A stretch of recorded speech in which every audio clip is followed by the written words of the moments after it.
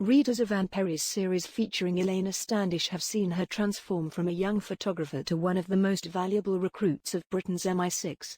Her latest adventure, A Truth to Life Or, is set just prior to the onset of World War II as Hitler's Germany is on the verge of becoming the evil powerhouse that will threaten Europe and the rest of the world. Peter Howard, who personally brought Elena under the wing of MI6, calls her into his office to discuss a mission that will be the most dangerous of her career thus far. He needs her to go to Germany and help extract someone from Berlin. Hartwig is one of two scientists who have made breakthroughs in the area of germ warfare, which could allow Germany to dominate in any skirmish and pose an enormous threat to its citizens.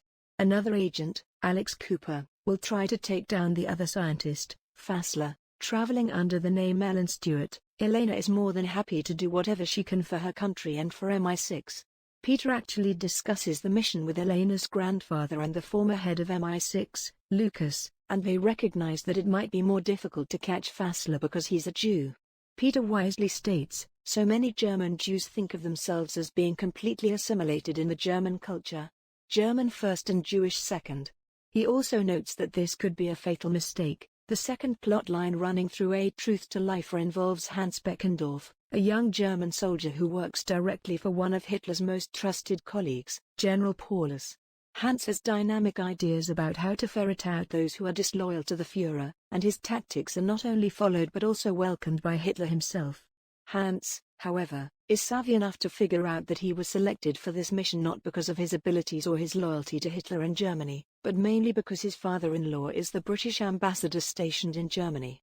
The writing on the wall for Hans' future is apparent to him, and he must figure out just how far he is willing to stay in his current role while having second thoughts about Hitler and the direction that his country may be taking. Elena lands in Germany and is set to meet up with various assets who are prepared to assist her. Dieter, who is working at the hotel where she is staying, and a German Jew named Jacob, who will help her track down Hartwig. They are successful in finding their target, and he is open to going with them if it means he can get out of Germany.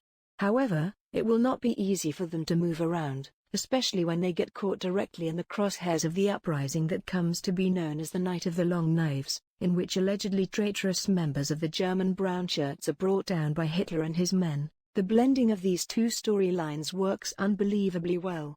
This time, Elena Standish takes a back seat, which is not necessarily a bad thing to Hans Beckendorf, who firmly picks up the mantle as the tale's moral center. The result is a novel that is at times unbearably suspenseful, especially when Hans makes a stand in a big way, and the political intrigue and spy games feel as if Brad Thor was writing the text.